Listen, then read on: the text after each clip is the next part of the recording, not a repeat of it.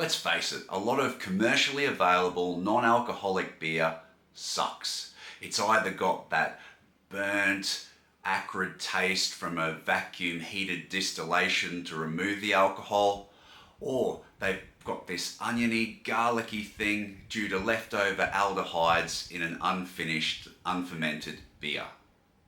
Have you ever asked yourself, can I do better? Can I make a good non-alcoholic beer at home that's actually worth drinking? Well, if you're asking that question, you've come to the right place. Stay tuned. In this grain into glass video, I'm going to show you how to make excellent non-alcoholic beer at home.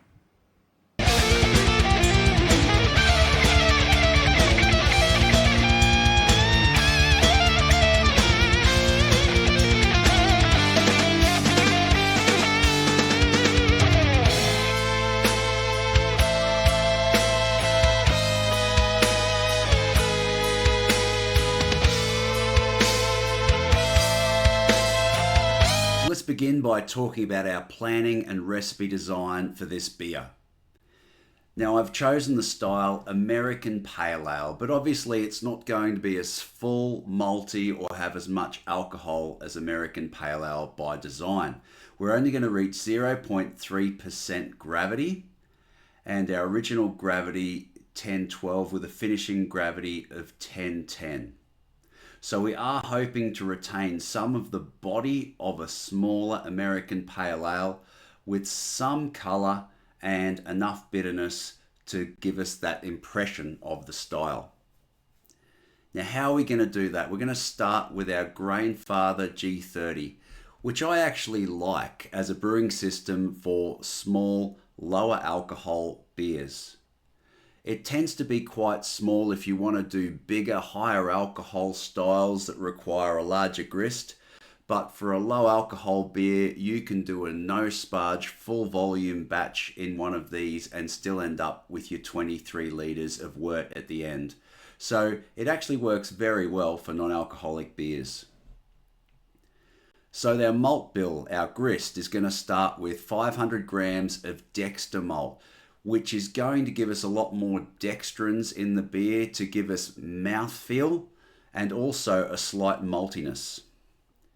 Munich malt will give us a bit more of a malty, toasty complexity to the beer, add a little bit of colour and just give it that little bit of something extra.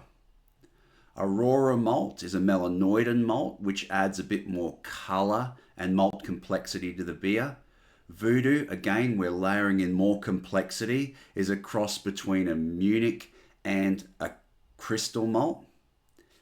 And 100 grams of Gladfield medium crystal malt. I'd normally add a bit more than this, but that's all I had on hand at the time. So let's talk about our hop bill now. We're going to use 5 grams of Citra as a bittering addition. And then at 20 minutes, 30 grams of Amarillo, at 10 minutes, 30 grams of Amarillo, and 50 grams of Galaxy in the dry hop. So I've selected 3 hop varieties to give some complexity to our style. Now there's a reason why I've chosen to put Citra early on in the boil, Amarillo later, and Galaxy in the fermenter. If we look at this chart, which talks about hop survivables, it's looking at which compounds hang around in the beer, in the boil. Of the hops I'm using, Citra retains the most hop compounds that will provide us with flavour and aroma. All the names of these compounds are here, but for now, just looking at this bar graph, we can see that Citra retains a fair bit of these oils. Not as many as Centennial, but more than Cascade. And then the other hop I'm using, Amarillo, has less of these oils hanging around. So I'm going to use that later in my boil so that I can retain more of those properties rather than boiling them off during the boil. And last in my dry hop, it's not on that chart, but Galaxy, I want to use that very late in my dry hop so that I can retain those thiols, those passion fruity flavors, which will boil off pretty easily. So the best way to retain them is to use them as a dry hop. These are my salt additions that I'm going to add to these beers. Don't copy them because your brewing water will vary and you'll need to work out what's appropriate for your own water you're using at home. I also use Brewtan B in these beers as a way of trying to preserve the beer longer, to stop it oxidizing. Brewtan B is a tannic acid compound which binds to those heavy metals and drops them out of solution. Those heavy metals would later on otherwise help oxidize your beer. So to avoid that process or minimize the oxidation of the beer, retain our flavors for longer, I add this compound Brewtan B. When producing standard and higher alcohol strength beers, we often get something called biotransformation, in which hop compounds are modified by the yeast activity and enzymes that yeast produce to give us more fruity, flavorful compounds in our finished beer. Now, because we've got very little yeast activity in these non-alcoholic beers, we don't get much of this biotransformation. And so to compensate for that lack of fermentation, I'm adding in something called aromazyme. By adding this compound, this aromazyme, we're adding this beta-glucosidase, which is a common enzyme secreted by your yeast during fermentation. And what this beta-glucosidase does is it liberates these aroma compounds from your hops, which would otherwise remain bound to the vegetal matter and end up on the bottom of your fermenter. Now let's also talk about the mashing regime here. I want to mash at 80 degrees Celsius, which is much higher than the conventional mash temperature, which usually fits somewhere between 60 and 70 degrees Celsius.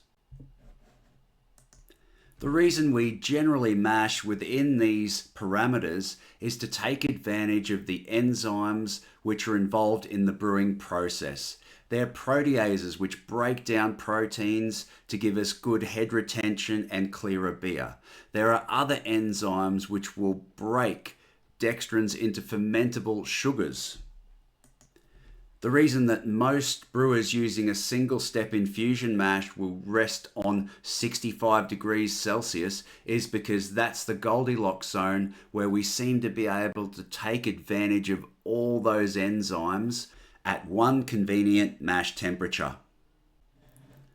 We're going to try Pomona from Lallemand as our yeast in this brew and see if it gives us any fruitiness to this beer. It does in higher alcohol brews, but again, due to the limited fermentation in non-alcoholic beers, we can't expect so much of that biotransformation and yeast expression in the finished product. For our fermentation, I'm starting at 22 degrees Celsius, which is reasonably warm for this beer, but again, I want to give it every chance to express any esters or fruity character that it can. After 3 days, we're then ramping up slowly to 28 degrees so that we can give the yeast plenty of time to finish out and complete fermentation. All right then, let's brew some beer.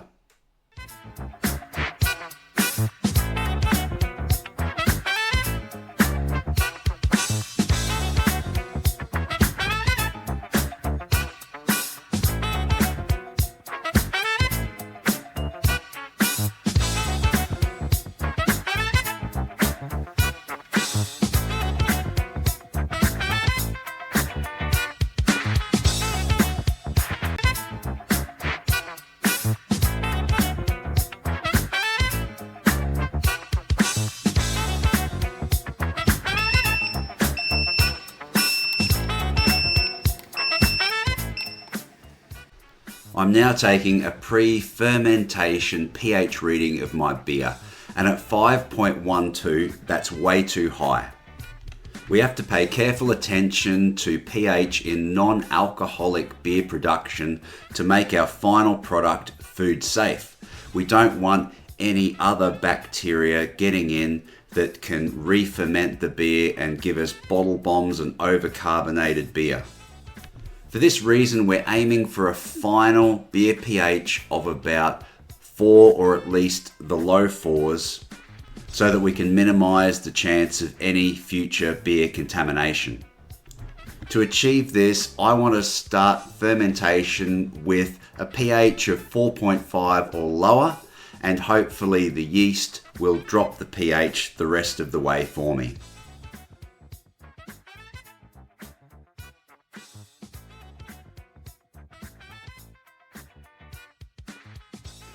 Hey brewers, we're back with the finished product and here she is. Look at that.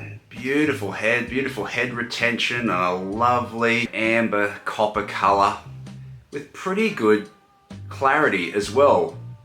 That's really cool for a non-alcoholic beer. Because we mashed at that higher 80-degree temperature, the protease enzymes, which normally break down those haze proteins, usually become inactivated early on in the process. And what that means is you end up with a hazier beer. Great if you want to make a hazy pale ale, but if you want to make an American style, not so great because you want it clear. All right, let's have a look. Let's talk about the fragrance, the aroma.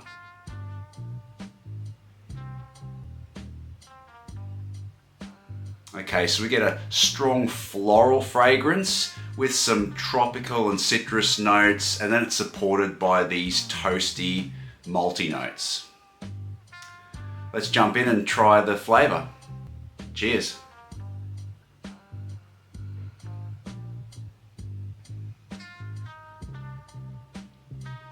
So there is a slight malt sweetness to it and a toasty malt backbone, which I'm quite happy with. Certainly those specialty malts have helped to add and complement the malt presence.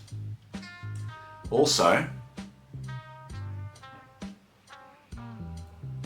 when we think about the hops, there's this strong floral note. The geraniol is prominent, which is what we might expect because on that beta-glucanase product that we added, the aromazyme, that was one of the compounds that the marketing said it would liberate from your hops. And it certainly has in this case.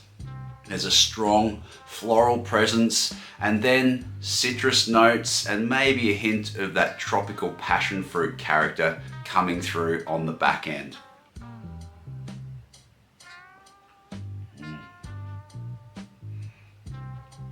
All that's supported by a firm bitterness which lingers into the aftertaste along with those tropical and citrus notes. The body's pretty good, so that dexter malt has done its job and firmed and thickened up the beer to give it a bit more body and bite. Overall, I'm really quite happy with this and I'd recommend it. Let us know down below if you end up making this beer. Let us know how it went. Let us know if there's any improvements or tweaks that you might add. Let us know if you've had experience trying to brew non-alcoholic beers. What are your tips? Perhaps there's other things I should have mentioned in this video. Add it to the comments below so that everyone else can learn.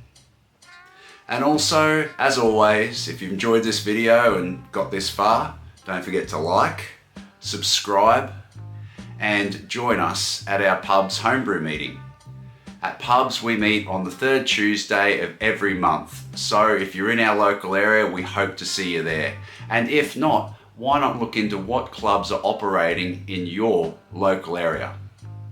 Until next time, keep brewing.